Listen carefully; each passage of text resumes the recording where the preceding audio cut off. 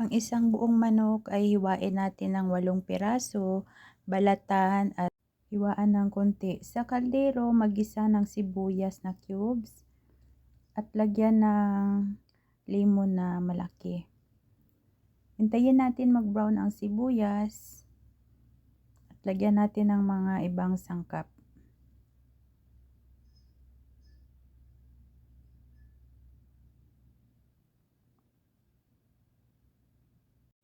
Meron akong prito na raisins at saka carrots para pang toppings natin mamaya sa ating rice.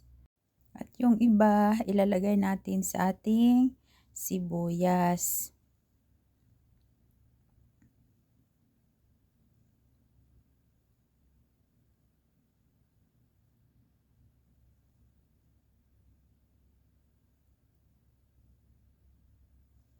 At ilagay na natin ang manok.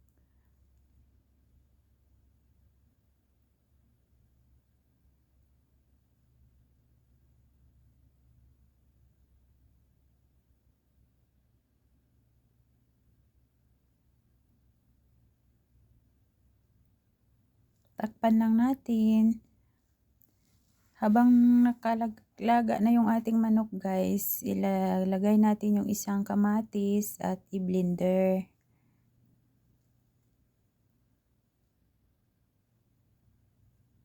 Pag maliit na kamatis, 2. Pag malaki, 1 lang.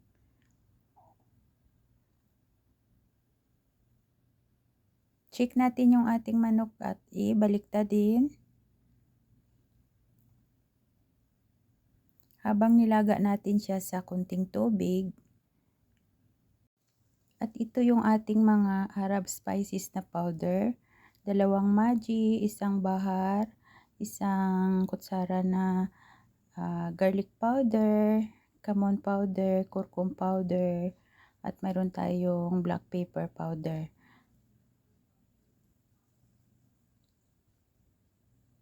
So, ilalagay na natin sa ating manok guys. Then, i-mix lang natin siya ng maayos. Pag maayos na ang pagka-mix guys, maglagay tayo ng bukari sauce. Ayan, 2 kutsara na bukari sauce.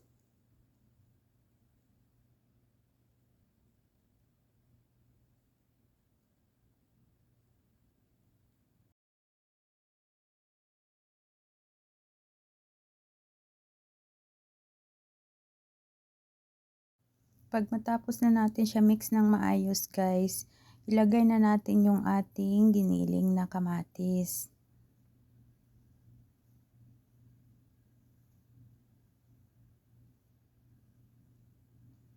Halo lang natin siya ng ihalo hanggang mapantay na ang pagkahalo niya guys. Then tatakpan natin siya. Pag kumulo na yung kamatis guys, buksan natin kasi maglagay tayo ng mainit na tubig.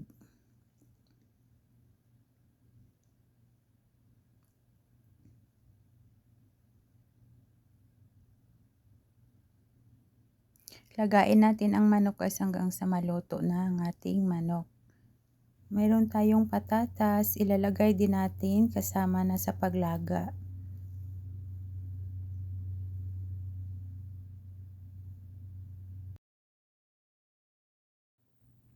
Kukunin na natin ang ating manok.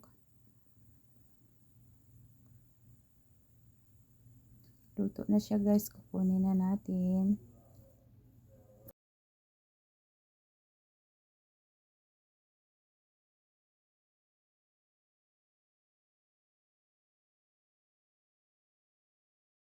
Sit aside lang muna natin ang ating manok.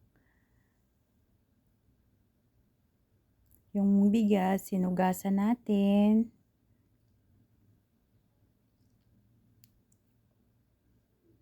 At ilalagay natin dito sa ating sabaw yung nilutuan ng manok guys. Ayan. Diyan natin ilalagay yung ating bigas.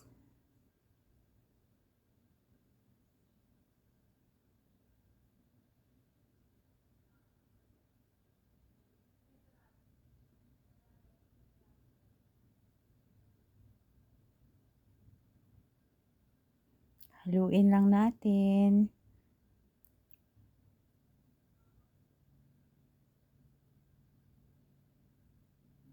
Check natin kung tama na yung tubig. Pag medyo kulang, dagdagan natin. Pag okay na, wag na natin dagdagan.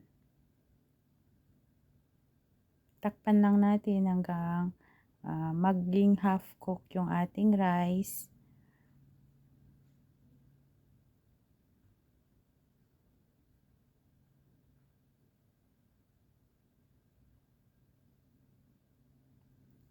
Pag half cook na yung ating rice,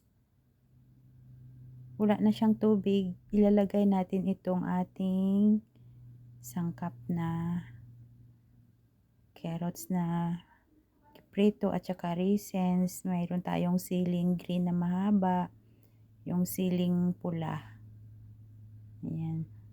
Then maglagay tayo ng konting olive oil sa taas. Then takpan natin. Paliit natin yung apoy. Antayin natin hanggang maluto.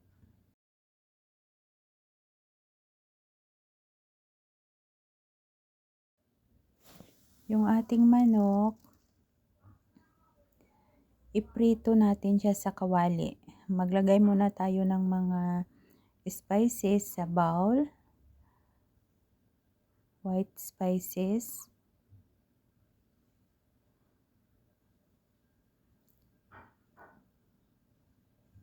Mayroon tayong tomato paste na 1 kutsara. Maglagay tayo ng garlic powder. Then mayroon tayong olive oil. Maglagay tayo.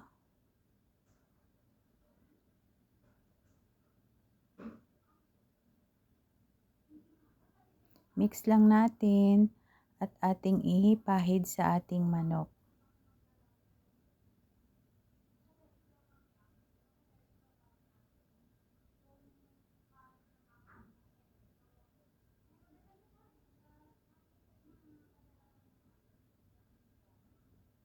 Pag mapahidan na natin ng sauce yung ating manok, guys,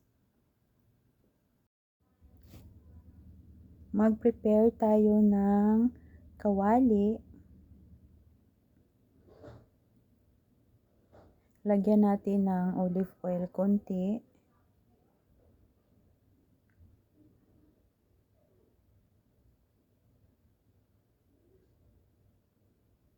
At saka yung oil na cooking oil natin.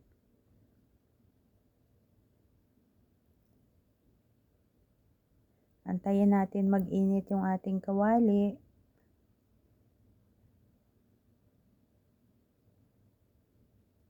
At ilalagay natin yung ating manok.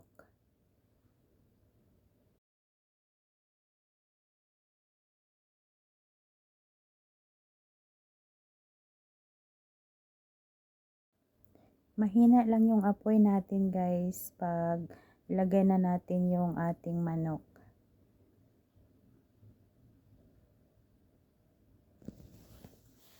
Din balik-baliktadin lang natin ang ating manok every 2 minutes para di siya masunog.